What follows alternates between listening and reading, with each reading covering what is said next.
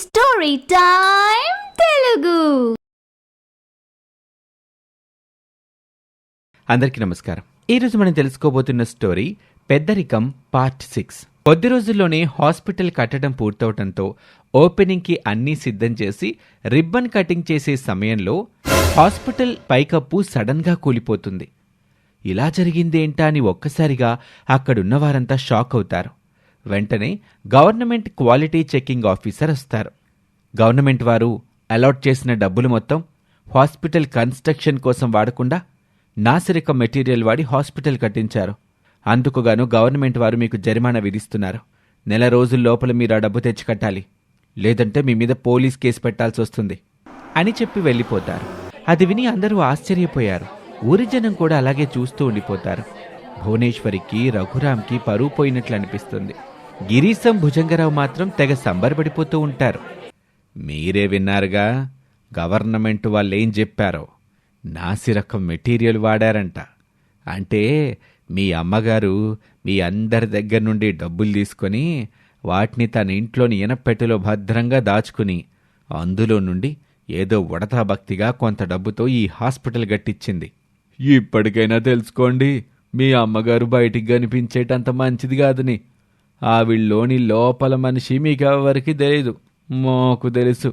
మీ అందరికీ సాయం చేస్తున్నట్టు నటిస్తూ మీ అందరి దృష్టిలో గొప్ప పేరు ప్రఖ్యాతులు సంపాదించి మీ అందరినీ తన చెప్పు చేతల్లో పెట్టుకొని ఈ ఊరి మీద డబ్బు సంపాదించాలని చూస్తుంది.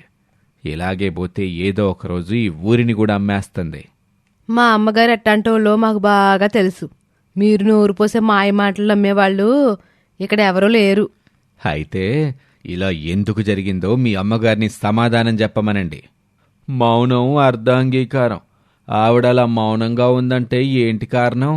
మీ అమ్మగారు తప్పు చేశారని ఒప్పుకుంటున్నట్టే కదా. భువనేశ్వరి ఏమీ మాట్లాడలేక మౌనంగా ఉండిపోతుంది. ఇందులో భువనేశ్వరి గారి తప్పు ఇసుమంతైనా లేదండి. అవిని ఏమీ అనకండి. నాదే పొరపాటు. చీప్ క్వాలిటీ మెటీరియల్ని నేను కనుక్కోలేకపోయాను. దీనికి పూర్తి బాధ్యుని నేనే.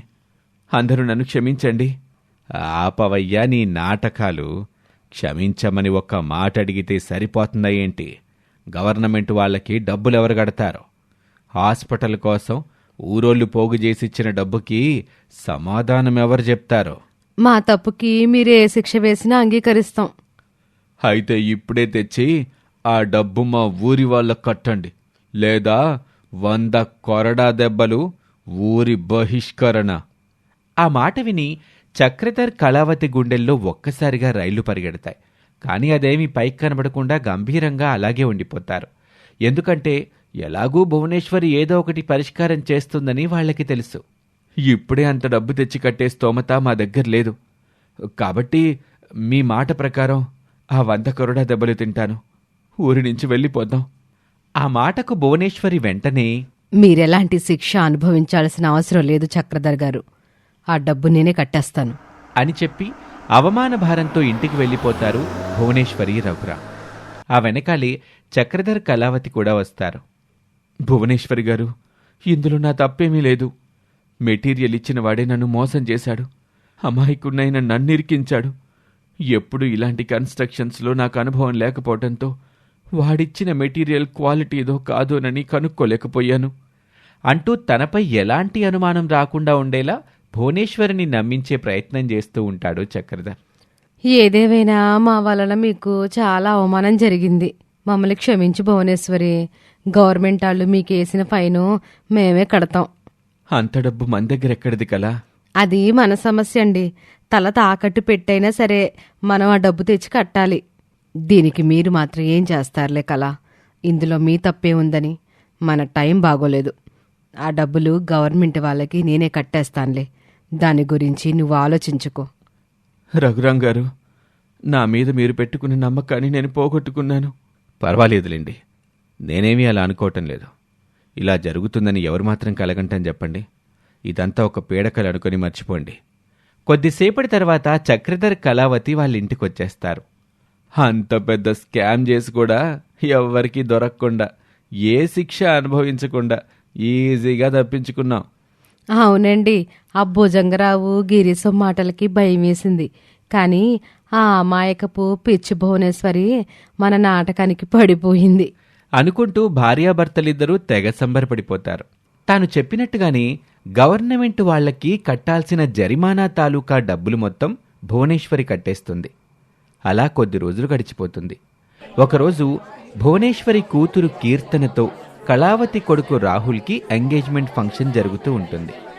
అందరూ సంతోషంగా ఉంటారు.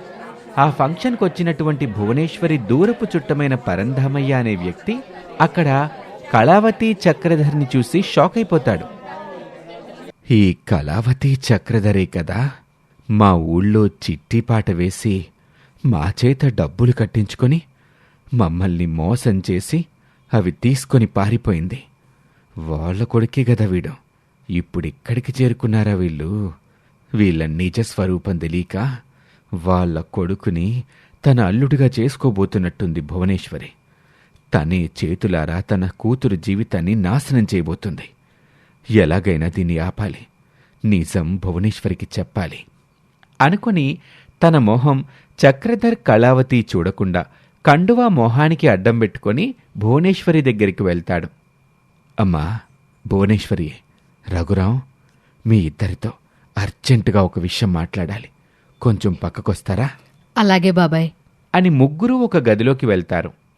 ఏంటి మామయ్య గారు చెప్పండి. ఆ కళావతి చక్రధరు మీరనుకుంటున్నట్టు మంచివాళ్ళు కాదు. మా ఊళ్ళో చిట్టి పాటలేసి జనాలు డబ్బులు గాజేసి వాళ్ళని మోసం చేసి పారిపోయి ఇక్కడికొచ్చారు.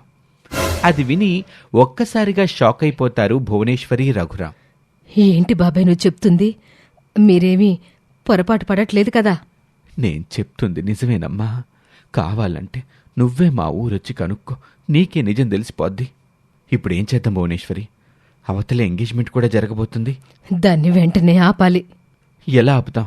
మామయ్య చెప్పిన దాన్ని కారణంగా చూపించి ఈ నిశ్చితార్థాన్ని ఆపలేం. ఎందుకంటే మామయ్య చెప్పిన వాటికి మన దగ్గర ఆధారాలు లేవు. ఆధారాలు లేకుండా 10 మందిలో వాళ్లపై నిందలు వేస్తే మన పరువుకి భంగం కలిగే అవకాశం లేకపోలేదు. మీరు చెప్పింది నిజమేనండి. ఇంతమందిని మోసం చేయగలిగిన వారు భవిష్యత్తులో ఇలాంటి పరిస్థితులను కూడా ముందే ఊహించుండుండొచ్చు. అలాగే అప్పుడు దాని నుండి బయటపడ్డానికి దానికి కూడా ఆత్మరక్షణ పథకం సిద్ధం చేసుకుని ఉండుంటారు కనుక ఈ నిశ్చితార్థాన్ని వేరే వంకతోటి ఆపాలి. వేరే వంక? ఏంటది?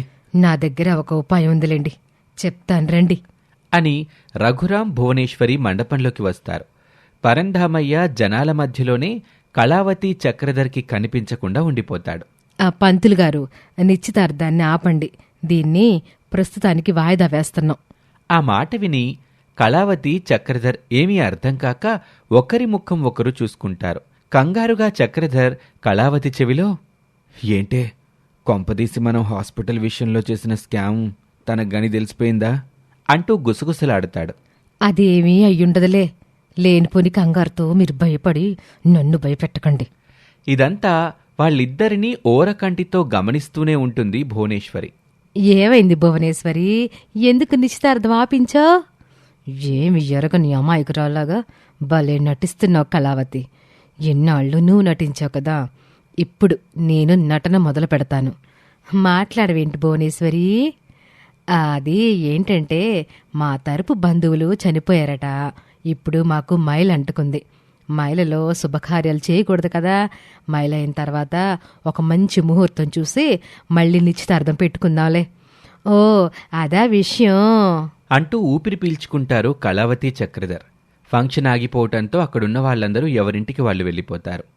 ఇంటికొచ్చిన తర్వాత భువనేశ్వరి రఘురాంతో, ఏవండి, పరంధామయ్య బాబాయ్ చెప్పింది ఎంతవరకు నిజమో ముందు మనం కన్ఫర్మ్ చేసుకోవాలి.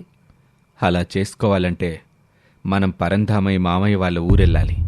అయితే ఇప్పుడే బయలుదేరదాం. ఇక ఆ తర్వాత ఏం జరిగిందో వచ్చే భాగంలో చూద్దాం.